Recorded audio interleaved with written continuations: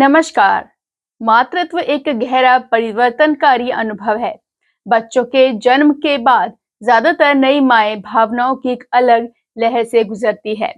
खुशी, उत्साह, घबराहट और कभी-कभी उदासी भी। हालांकि ये भावनाएं आम है, लेकिन कुछ भावनात्मक बदलाव किसी और गंभीर स्थिति के संकेत हो सकते हैं। तो चलिए आज डॉक्टर मीनाक्षी जी से प्रसवोत्तर काल के बारे में जानकारी प्राप्त करते हैं। प्रसवोत्तर काल क्या है? नमस्कार, स्वास्थ्य में आप सभी का स्वागत है। आज हम चर्चा करेंगे प्रसवोत्तर काल, पोस्टपार्टम पीरियड। पोस्टपार्टम यानी कि डिलीवरी होने के बाद जो 4 से 6 हफ्ते का समय होता है, उसे हम पोस्टपार्टम पीरियड कहते हैं या प्रसवोत्तर काल कहते हैं। इसमें जो शरीर में जितनी भी परिवर्तन आए होते हैं गर्भावस्था के दौरान और डिलीवरी के कारण, तो वो सारे वापस अपनी स्थिति में पुनः शरीर आता है, चाहे वो मानसिक हो, शारीरिक हो, हार्मोन्स का हो, सारा स्तर अपनी जो गर्भावस्था से पहले था उसी में आ जाता है। उसे हम पोस्टपार्टम पीरियड कहते हैं। पोस्टपार्टम डिप्रेशन क्या होता है? इसकी भी अपनी कुछ समस्याएं होती हैं, कुछ सामाजिक समस्याएं भी होती हैं। उसमें सबसे बड़ी एक समस्या होती है पोस्टपार्टम डिप्रेशन, यानी कि प्रसव के उपरांत महिला को कुछ मनोवैज्ञानिक फीलिंग होती है, हार्मोन्स की वजह से भी, और उसके और भी कारण होते हैं। वो सेल्फ से कॉप अप नहीं कर पाती, या फिर जैसे कोई जेनेटिक कारण हो, या फिर कोई सामाजिक या आर्थिक समस्या हो, या बच्चे की देखभाल से संबंधित उसको कुछ असुरक्षा की भावना हो, या फिर जैसे बच्चे की देखभाल के कारण नींद का पूरा न होना हो, तो इस तरह के कारण होते हैं। या फिर जैसे पारिवारिक कुछ समस्याएं होती हैं, और कुछ प्रसवोत्तर काल से जुड़ी हुई हमारी जो रिचुअल्स होते हैं और जो गलत अवधारणाएं या मिथ होते हैं, उनकी वजह से भी पोस्टपार्टम डिप्रेशन आता है। बेबी ब्लूज क्या होता है? बेबी ब्लू सामान्यतः हर महिला को होता है, क्योंकि एक शरीर में से एक शरीर का निकलना एक बहुत बड़ी जिसे कहते हैं क्रिया होती है। चाहे वो रासायनिक कहो, चाहे भौतिक कहो, या किसी भी प्रकार की कोई क्रिया है, तो वो एक बहुत बड़ी चीज होती है, या कहिए कि सबसे बड़ी जीवन की ये घटना होती है, जन्म होना। तो उसमें उसकी वजह से महिला को समझ में नहीं आता है कि कई बार क्या हुआ, शरीर में बदलाव भी होते हैं, हार्मोन्स की वजह से भी होते हैं। तो थोड़ा चिड़चिड़ापन या एकाकीपन, या जिसे कहते हैं सुस्ती आना, ये सब चीजें एक सामान्य प्रसव के बाद होती हैं। इसको कहते हैं बेबी ब्लूज। लेकिन वो उबर के 1 हफ्ता 2 हफ्ता में आ जाती है फीमेल, और उसमें सामान्य हो जाती है। उसमें परिवार की और दोस्तों की, सभी की भूमिका रहती है, और वो उसके बच्चे की देख रेख में भी सहयोग करते हैं। तो ये बेबी ब्लूज से वो रिकवर हो जाती है 1 से 2 हफ्ते में। अगर बेबी ब्लूज से रिकवर नहीं हो पाए तो क्या होता है?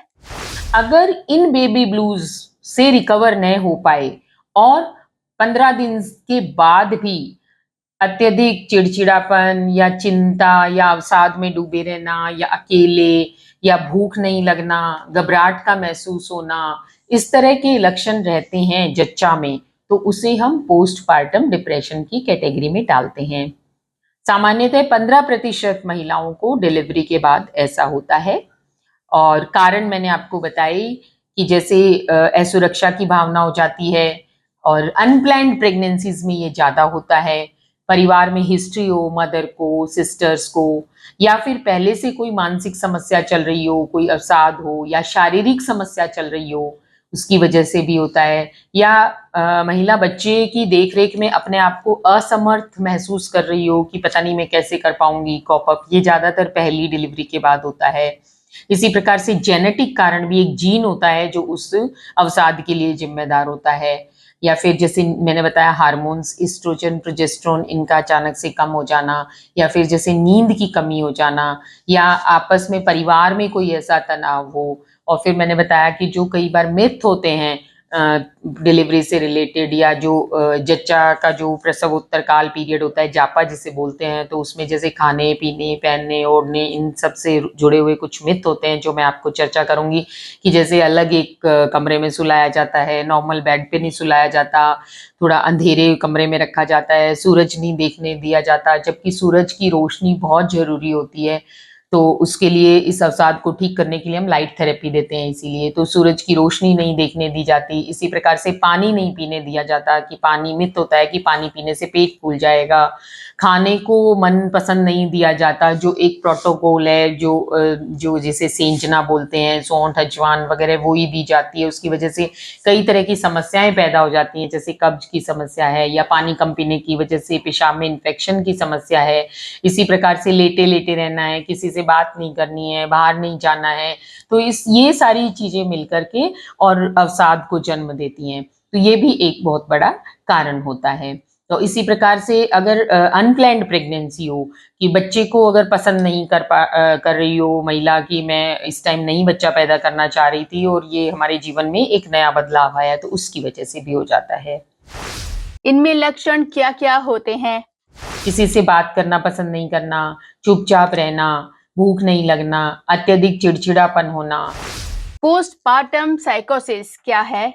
बहुत ज्यादा हो जाता है तो इसे पोस्टपार्टम साइकोसिस कहते हैं। उसमें हिंसक भी हो जाती है महिला, या बेवजह बात बात पे रोना, गुस्सा करना, चिल्लाना, और खुद के प्रति आत्मघाती विचार आना, या बच्चे को मार देने जैसा भी मन में विचार आने पड़ते हैं। तब हमें तुरंत साइकियाट्रिस्ट की सलाह लेनी होती है। अगर ये माइल्ड होता है तो जैसे फैमिली की काउंसलिंग है, उससे भी इसको ट्रीट किया जा सकता है। परिवार में सब उसको एक सहयोग की भावना दें, एक आपस में ये कि भाई हाँ, बच्चों को पालने के लिए हम हैं, आपका सहयोग करेंगे।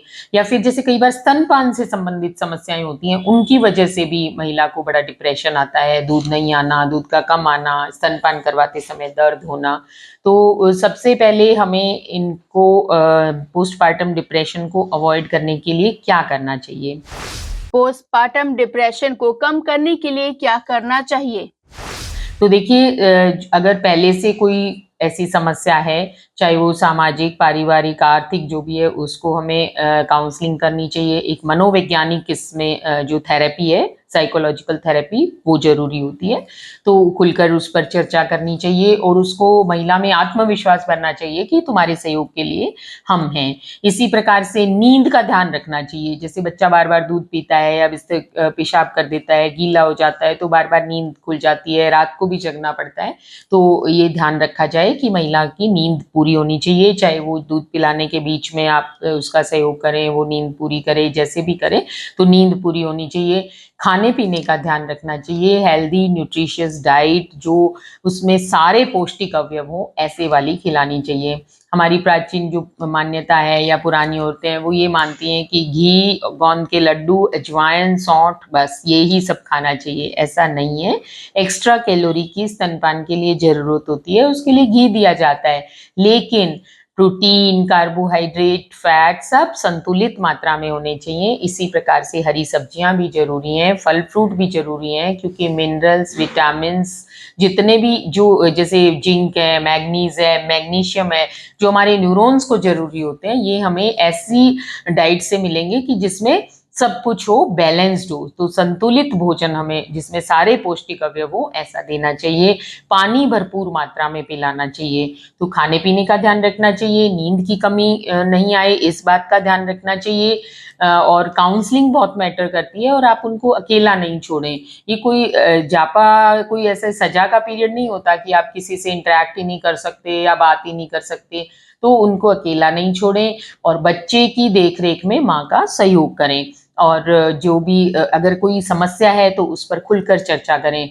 और महिला कई बार अपने लिए जो मी टाइम है वो जिए, अपने हस्बैंड के साथ उस दौरान बातचीत करे, और अच्छा रहन सहन, खान पान, डेली नहलाना, कपड़े चेंज करना, बेडशीट वगैरह, एनवायरनमेंट भी ऐसा अच्छा रखना चाहिए।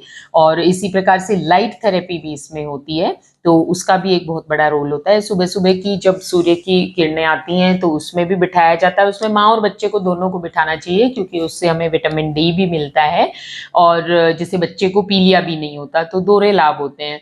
तो लाइट थेरेपी का भी बहुत ज़्यादा रोल है और इसी प्रकार से अगर बहुत ज़्यादा समस्या होती है तो फिर साइकियाट्रिस्ट की सलाह ली जाती है जिसमें एंटी डिप्रेसेंट दवाइयाँ आती हैं जो दी जाती हैं ताकि समस्या उतनी गंभीर ना हो कि पोस्टपार्टम साइकोसिस डेवलप हो जाए। तो ये एक सामाजिक समस्या भी है और जितना हो हमें इन चीज़ों का ध्यान रखना चाहिए और पोस्टपार्टम डिप्रेशन को नहीं पनपे महिला की क्योंकि एक बहुत अवसाद की स्थिति होती है तो और ये सामाजिक समस्या भी हो सकती है तो इसलिए इससे जितना हमसे बन पड़े उसमें हमें सहयोग करना चाहिए।